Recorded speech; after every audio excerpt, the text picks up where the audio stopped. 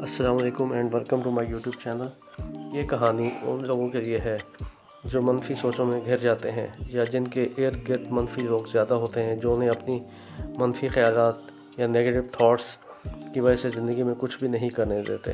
آپ نے اکثر سنا ہوگا کہ پاکستان میں تو سفارش چلتی ہے، یہاں میرٹ کہاں ہے، تم یہ کیسے کر سکتے ہو، اس کے لیے تو تمہارے پاس کچھ ہے ہی نہیں، تم ذہین نہیں ہو، وغیرہ وغیرہ۔ جب بھی آپ اپنے خوابوں پر عمل کرنے کے لیے کچھ کرنا شروع کرتے ہیں تو ایسے لوگ آپ کی راہ میں سب سے بڑی رکاوٹ بن جاتے ہیں، اور ہم اکثر اوقات ان کی باتوں میں آ کر کام ہی شروع نہیں کر پاتے اور شروع میں ہی ہمت ہار جاتے ہیں۔ یہ کہانی بھی ایسے ہی کرداروں کے گرد گھوم رہی ہے، تو چلیں آئیں کہانی شروع کرتے ہیں۔ بہت پرانے زمانے میں ایک بادشاہ تھا جو ایک بہت خوبصورت محل میں رہتا تھا۔ اس کے محل کے سامنے ایک بہت پرانا اور خوبصورت گھنا درخت تھا جس میں ایک بندر اور ایک چمگادڑ بہت سالوں سے رہ رہے تھے۔ یہ بادشاہ بہت نیک دل تھا اور اس کی رعایا اور تمام لوگ بہت خوش تھے اس سے۔ ایک مرتبہ ایک دشمن بادشاہ اس پر حملہ کر دیتا ہے۔ بادشاہ اور اس کی فوج خوب مقابلہ کر رہے ہوتے ہیں، لیکن کیونکہ دشمن نے اچانک حملہ کیا ہوتا ہے تو دشمن اس کے محل کے قریب تک پہنچ جاتا ہے۔ اس موقع پر چمگادڑ جب یہ حالات دیکھتی ہے تو وہ بندر سے کہتی ہے کہ ہم یہاں کئی سالوں سے رہ رہے ہیں اور ہم بھی ایک طرح سے اس محل کا حصہ ہی ہیں۔ بادشاہ نے ہمارا اتنا خیال رکھا ہوا ہے، ہمیں بھی چاہیے کہ ان حالات میں بادشاہ کے لیے کچھ کریں، اس کی کچھ مدد ہمیں کرنی چاہیے۔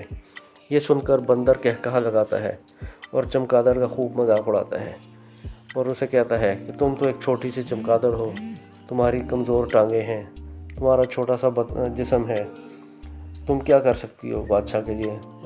بادشاہ کے سامنے جو مقابلہ کرنے والی فوجیں ہیں وہ اتنے ہتھیاروں سے لیس ہیں، ان کے پاس اتنا اسلحہ ہے اور وہ اتنے طاقتور ہیں، تم اس کا کیا مقابلہ کر سکتی ہو؟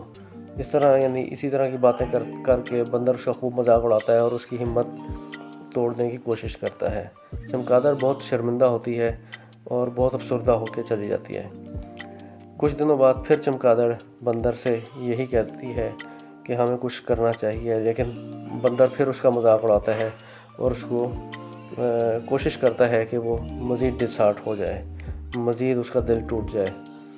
لیکن چمگادڑ سوچتی رہتی ہے، اس کے دل میں بار بار یہ آ رہا ہوتا ہے کہ میں کچھ بادشاہ کے لیے کروں۔ آخر اس کے ذہن میں ایک آئیڈیا آتا ہے، ایک ترکیب آتی ہے اور وہ بندر سے بالکل وہ شیئر نہیں کرتی، اور اس مرتبہ وہ کہتی ہے کہ میں ایکشن کرتی ہوں، اس کے بعد ہی بندر کو بتاؤں گی۔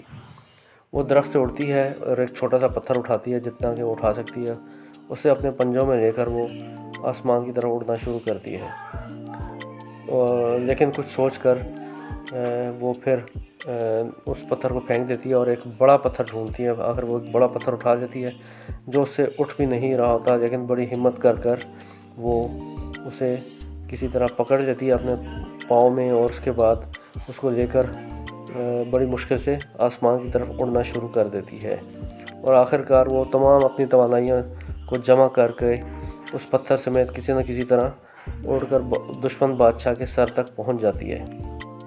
جب وہ دشمن بادشاہ کے سر کے اوپر پہنچتی ہے تو وہ وہاں سے اس کے اوپر پتھر گرا دیتی ہے، اور پتھر جب نیچے بادشاہ کے سر پر لگتا ہے تو بادشاہ کو شدید تکلیف محسوس ہوتی ہے اور اس کے ہاتھ سے تلوار چھوٹ جاتی ہے اور وہ چیخ مار کر اوپر دیکھتا ہے۔ اس کی جیسے ہی توجہ ہٹتی ہے تو نیک بادشاہ جو کہ آلریڈی اس کے طاق میں تھا، وہ فوراً تیر چلاتا ہے اور اس سے دشمن بادشاہ مر جاتا ہے۔ بادشاہ کو مرتے دیکھ کر اس کی سپاہ کا حوصلہ ٹوٹ جاتا ہے اور وہ فوراً ہتھیار ڈال دیتے ہیں۔ اس طرح جو بادشاہ ہے وہ جیت جاتا ہے۔ یہ دیکھ کر چمگادڑ بہت خوش ہوتے ہیں کہ آخر میں نے بادشاہ کی اس فتح میں ایک اہم کردار ادا کیا ہے اور میری وجہ سے بادشاہ جیت گیا ہے۔ بندر جب چمگادڑ کو خوش دیکھتا ہے تو وہ بہت جل جاتا ہے مزید، اور طنزیہ اس سے کہتا ہے کہ کیا تم یہ سمجھتی ہو کہ بادشاہ کو تمہاری وجہ سے فتح حاصل ہوئی ہے؟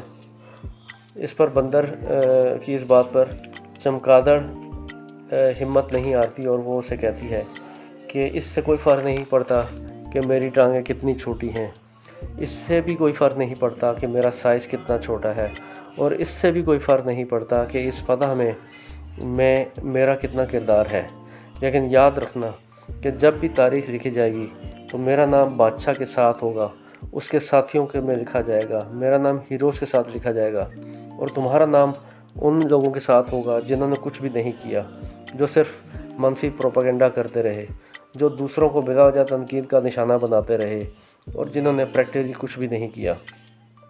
तुम्हारा शुमार उन लोगों में होगा जो सिर्फ दूसरों को जज करते रहते हैं, कंपेयर करते रहते हैं, ना खुद कुछ करते हैं और ना ही दूसरों को कुछ काम करते देख सकते हैं, दूसरों से हर वक्त जलते रहते हैं। दोस्तों, याद रखो, हम एक दूसरे से मुख्तलिफ हैं। बेशक हमारे ख़यालात भी मुख्तलिफ हैं, बेशक हमारी ताकत, हमारे जिस्म का साइज़ मुख्तलिफ है, हमारा कल्चर मुख्तलिफ है, लेकिन ये बात इम्पोर्टेंट नहीं है कि हम कितने ताकतवर हैं, हमारा जिस्म कितना मजबूत है, हम कितने मजबूत हैं, बल्कि सबसे अहम बात यह है कि हमारा माइंडसेट कितना पॉजिटिव है, हम कितना पॉजिटिव सोचते हैं। हमारी ज़िंदगी में ऐसे बंदर बहुत से आएंगे जो हमें रोक रहे होते हैं, जो अपनी मनफी सोचों को हमारे अंदर ट्रांसफ़र कर रहे होते हैं। हमें उन्हें नज़रअंदाज कर देना चाहिए और अपने मकासद के लिए खूब मेहनत करनी चाहिए। बिल्कुल उसी तरह जब चमगादड़ ने फ़ैसला कर लिया कि उसने कुछ करना है, तो उसने ये नहीं देखा कि उसकी टांगें छोटी हैं, कमज़ोर हैं, उसने ये भी नहीं देखा कि उसका जिस्म छोटा है। उसने सिर्फ मकसद पर नज़र रखी और उस मकसद को हासिल करने के लिए मेहनत की। याद रखें, हमने नेगेटिव लोगों की बातें नहीं सुननी, हमें इन नेगेटिव लोगों को, इन मनफी ख्यालात के लोगों को नज़रअंदाज करना है। हमने उनका बिल्कुल भी नहीं सुननी, क्योंकि अगर हम उनकी बात सुनेंगे तो हम पीछे रह जाएंगे। अगर हमें आगे बढ़ना है तो हमें ऐसे लोगों को नज़रअंदाज करना होगा और खूब मेहनत करनी होगी और हमेशा एक मुस्बत और पॉजिटिव एटीट्यूड, मुस्बत और पॉजिटिव माइंडसेट बनाना होगा। हमें हमेशा हर चीज़ को पॉजिटिव तरीके से देखना होगा। यही हमारी कामयाबी की बुनियाद बनेगी इंशाअल्लाह। Thank you.